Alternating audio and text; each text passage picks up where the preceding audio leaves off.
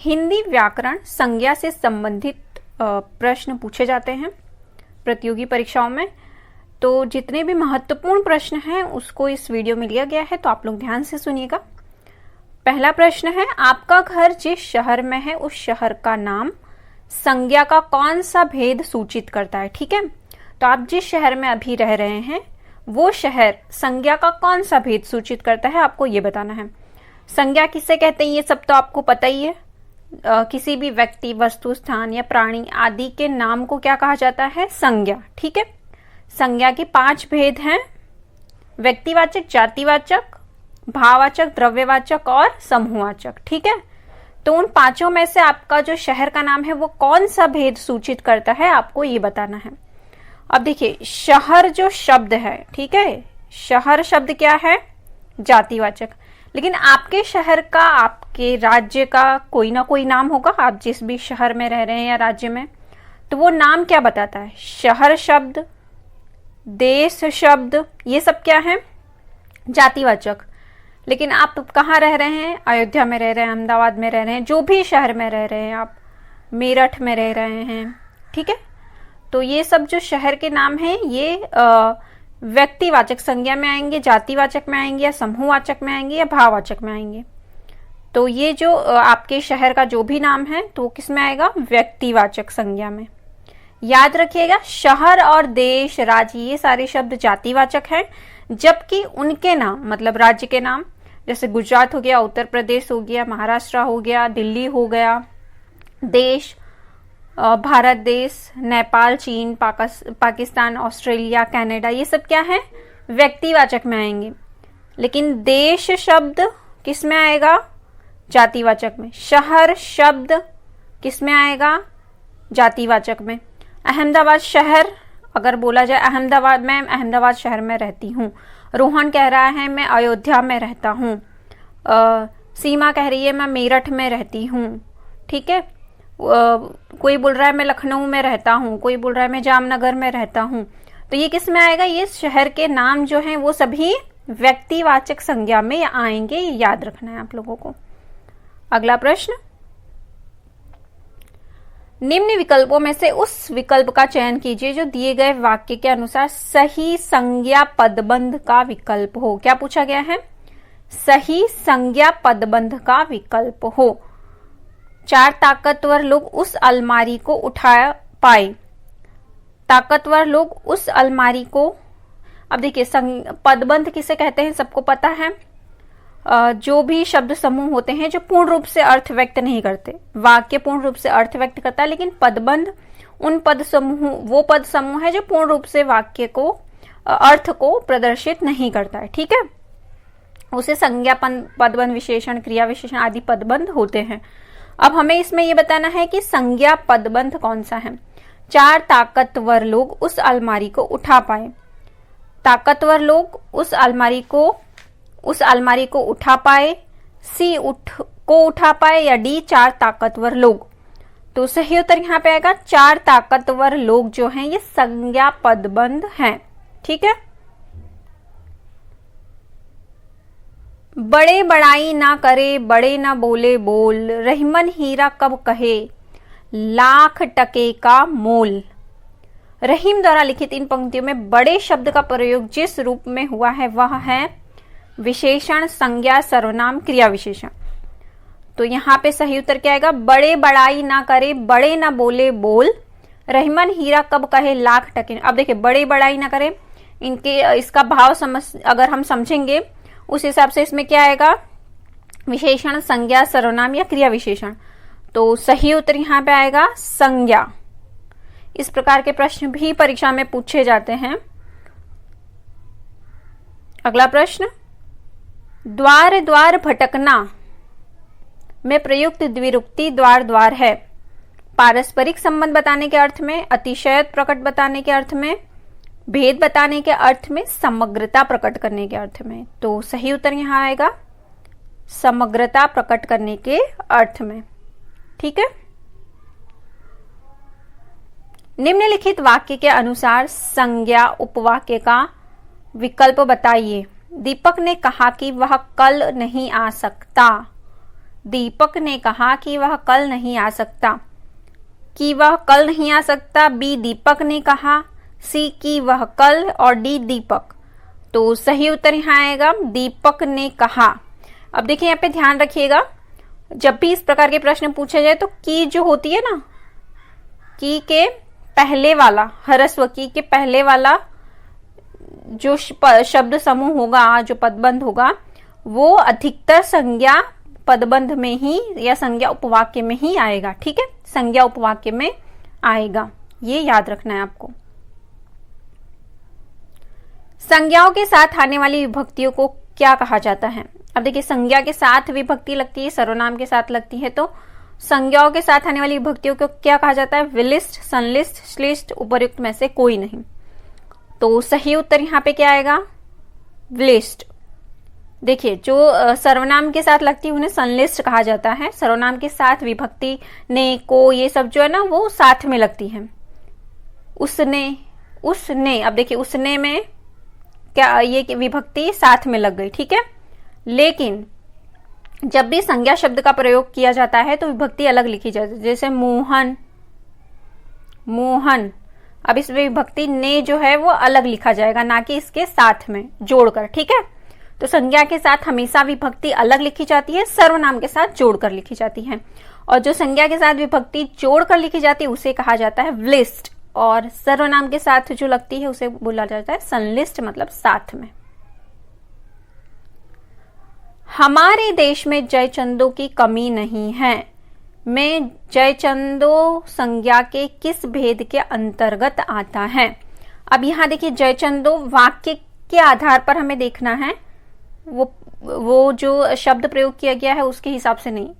हमारे देश में जयचंदों की कमी नहीं है, तो यहाँ पे बताना है कि जयचंदो संज्ञा के किस भेद के अंतर्गत आता है? व्यक्तिवाचक, समूहवाचक, जातिवाचक, भाववाचक। अब जयचंद तो नाम है, ठीक है, तो ये किस में आएगा? जातिवाचक में। अब देखिए, प्रश्न क्या उठता है कि जयचंद तो नाम है, वो भी एक व्यक्ति का नाम है, तो व्यक्तिवाचक में आना चाहिए। लेकिन यहाँ पे शब्द वाक्य रूपांतर किया गया है, जहां पे जातिवाचक संज्ञा का व्यक्तिवाचक और व्यक्तिवाचक का जातिवाचक संज्ञा के रूप में जब प्रयोग किया जाता है तब इसी तरह से किया जाए। हमारे देश में जयचंदों की कमी नहीं है। ठीक है, जब भी कोई महान व्यक्ति, प्रचलित या दुष्ट टाइप के व्यक्ति होते हैं तो उनका इसी प्रकार वाक्य में प्रयोग किया जाता है, व्यक्तिवाचक का संज्ञा जातिवाचक के रूप में और जातिवाचक का व्यक्तिवाचक के रूप में। तो यहाँ पे जयचंद की कमी नहीं बताया गया, जयचंदों जैसे लोगों की कमी नहीं है। ठीक है, क्या बताया गया? हमारे देश में जयचंदों जैसे लोगों की कमी नहीं है, इसलिए यहाँ पे जातिवाचक संज्ञा के रूप में जयचंदो शब्द का प्रयोग किया गया है, तो इसलिए यहाँ पे जातिवाचक संज्ञा आएगी। ठीक है, याद रखना है व्यक्तिवाचक नहीं आएगी। वाक्य रूपांतर ठीक से पढ़ लेना, वाक्य रूपांतर में बहुत लोग कंफ्यूज हो जाते हैं। आगे बढ़ते हैं। इनमें से भाववाचक संज्ञा है तप, तीर, भरत, चिंता। क्या पूछा गया है? भाववाचक संज्ञा। तो बताना है हमें यहाँ पे भाववाचक संज्ञा कौन सी आएगी? डी, चिंता। ठीक है, इनमें से भाववाचक संज्ञा है अमीर, गरीब, भिक्षुक, अमीरी। तो सही उत्तर यहां पे आएगा ऑप्शन डी, अमीरी। अमीरी जो है वो भाववाचक संज्ञा है। सुंदर की भाववाचक संज्ञा है सुंदरता, सौंदर्य, केवल ए, डी, ए और बी दोनों। तो सुंदर जो है उसका भाववाचक क्या होगा?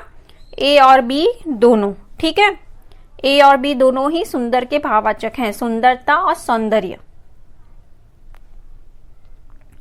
राष्ट्र की भाववाचक संज्ञा है राष्ट्रीय, राष्ट्रीय, सौराष्ट्र, राष्ट्रीयता। तो सही उत्तर यहां पे आएगा राष्ट्र की जो भाववाचक संज्ञा बनेगी वो राष्ट्रीयता। ठीक है, दासत्व किस प्रकार की संज्ञा है? पदार्थवाचक, व्यक्तिवाचक, भाववाचक, जातिवाचक। तो दासत्व जो है वो भाववाचक संज्ञा है। ठीक है, दास जो है ये शब्द है, इसमें तो लग गया है तो ये भाववाचक बन गया। ठीक है, इनमें से व्यक्तिवाचक संज्ञा नहीं है। त्रिपिटक, भारत, लेखक, गंगा। तो सही उत्तर बताइए। यहाँ पे व्यक्ति क्या पूछा गया, व्यक्तिवाचक संज्ञा नहीं है। मतलब यहाँ पे 3 जो है वो व्यक्तिवाचक संज्ञा है और 1 जो है वो नहीं है। तो त्रिपिटक, भारत, लेखक, गंगा। अब जो त्रिपिटक है, भारत है और गंगा, भारत देश का नाम है, ठीक है, गंगा भी नदी का नाम है। अब बचा लेखक। लेखक जो है वो जातिवाचक में आएगा, तो यहाँ सही उत्तर क्या आएगा, लेखक। अब देखो कई सारे लेखक हैं, प्रेमचंद, अज्ञे, मीराबाई, महादेवी वर्मा, निर्मल वर्मा, है ना। इन सब के लिए लेकिन एक ही शब्द का प्रयोग होता है, लेखक। तो लेखक जो है वो जातिवाचक में आएगा। जितने भी प्रोफेशन होते हैं, अध्यापक, डॉक्टर, ये सब, तो वो सारे शब्द जो है जैसे मंत्री, ये सारे शब्द जातिवाचक में आते हैं।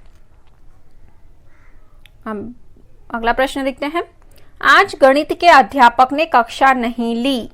वाक्य में अर्थ के आधार पर वाक्य हैं। वाक्य में अर्थ के आधार पर वाक्य हैं। आज्ञावाचक, निषेधवाचक, प्रश्नवाचक, इच्छावाचक। तो सही उत्तर यहाँ पे आएगा निषेधवाचक, क्योंकि नहीं ली का प्रयोग हुआ है, ठीक है।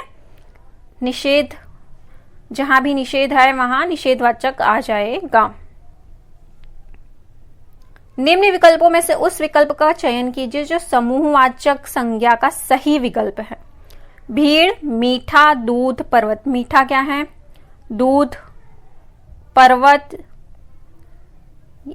और भीड़। तो समूहवाचक किसमें आएगा, भीड़ में। भीड़ शब्द जो है वो समूहवाचक संज्ञा है।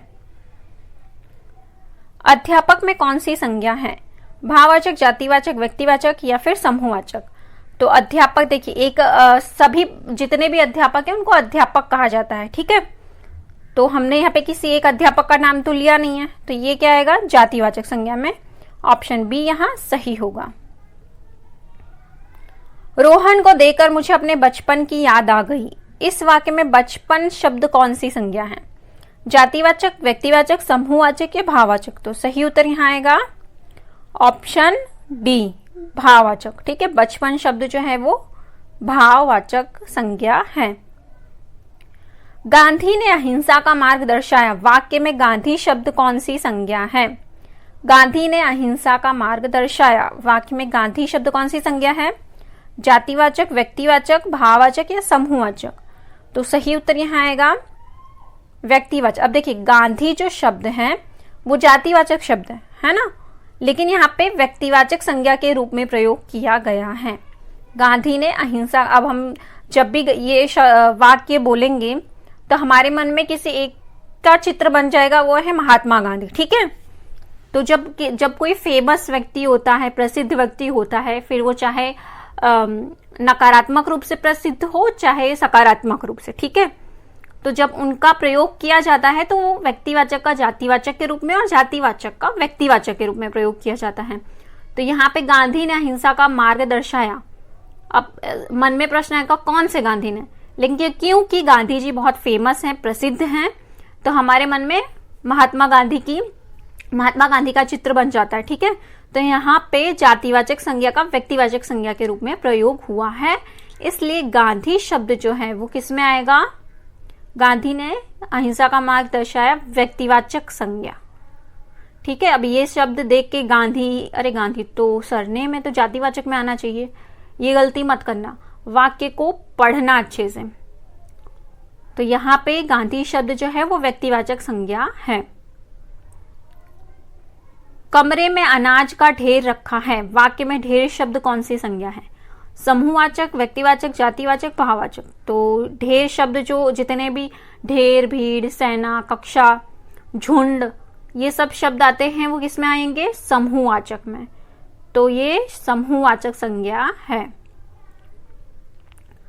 निज शब्द का भाववाचक क्या होगा, निजी, निज, निजता, निजता। तो सही उत्तर यहाँ पे आएगा निजता, है ना। भाववाचक में ता, त्वा, ये सब शब्द लग जाते हैं। तो निज शब्द का भाववाचक होगा निजता।